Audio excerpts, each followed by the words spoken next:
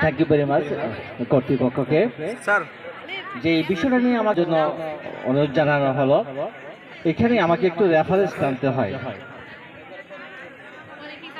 প্লেটোর ওস্তাদ ছিল সক্রেটিস। সক্রেটিসকে অন্যায়ভাবে রাষ্ট্রদ্রোহী হিসেবে হত্যা করা হয়। এই হত্যার পরে প্লেটো স্থির করলো আমি আর রাজনীতি করব না, আমি কি করব, একটা একাডেমি খুলব। সেই একাডেমির নাম ছিল প্লেটো একাডেমি। অর্থাৎ এই একাডেমিতে পৃথিবীর সমস্ত জ্ঞানী গুণীরা এসে জ্ঞান অর্জন করবে, সমস্ত জ্ঞানী গুণীরা জ্ঞান অর্জন করবে। আর সেই একাডেমির প্রথম ছাত্র ছিল অ্যারিস্টটল। তিনি রাজনীতি করবেন না, এই তিনি মনস্থির করছেন আদর্শ রাষ্ট্র গঠন করতে হবে। আদর্শ রাষ্ট্র গঠনের জন্য আদর্শ রাষ্ট্রনায়কের দরকার, আদর্শ জনগণের দরকার। সেই আদর্শ রাষ্ট্র গঠনের পরিকল্পনা থেকে সেই প্লেটোর চলে আসলো শিক্ষা জীবনের শিক্ষানীতি। প্রথম থেকে 18 বছর পর্যন্ত প্রাথমিক শিক্ষা ব্যবস্থা, প্রথম থেকে 18 বছর পর্যন্ত প্রাথমিক শিক্ষা ব্যবস্থা।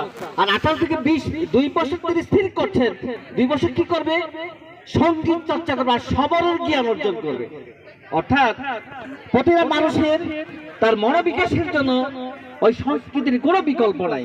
সেই কারণে স্থির করছিল 18 থেকে 20 এই 2 বছর সমস্ত এই বয়সের ছেলেমেয়েরা সঙ্গীত চর্চা করবে আর সমরের জ্ঞান অর্জন করবে। অর্থাৎ অস্ত্রের জ্ঞান, যুদ্ধের জ্ঞান অর্জন করবে তিনি স্থির করেছিলেন। কেন করেছিলেন? একটা আদর্শ রাষ্ট্র গঠনের জন্য। যে আদর্শ রাষ্ট্র কেন গঠনের পরিকল্পনা করেছিলেন? যে তার উস্তাদকে অন্যের জন্য শুধু একঘেয়েমি পড়ালেখা হলে চলবে না, একঘেয়েমি শুধু খেলাধুলা হলেও চলবে না, প্রতিবন্ধকতা সৃষ্টি হবে। আমি জানি না কিভাবে সেই তোমার আমার প্রতিবন্ধকতা সৃষ্টি হবে। সেই কারণে আমাদের কালচারাল প্রোগ্রাম অবশ্যই আমাদের অতীব জরুরি। আমি ওই যে কালকে খেয়াল করতেছিলাম দীর্ঘ 38 বছরে আমাদের এই প্রতিষ্ঠানে আমাদের সৌভাগ্য মনে হয় যে আমাদের একটা কালচারাল প্রোগ্রাম হয়েছে, যতটুকুই হয়েছে। আমি অভিনন্দন জানাই আমার প্রিন্সিপাল স্যারকে, আমার কর্তৃপক্ষকে। আমরা হাজার চেষ্টা করে কলেজটাকে আমরা ধর্মীয় গ্রামের দিকে নিয়ে যেতে চেয়েছিলাম, এটা আমরা ধিক্কার জানাই।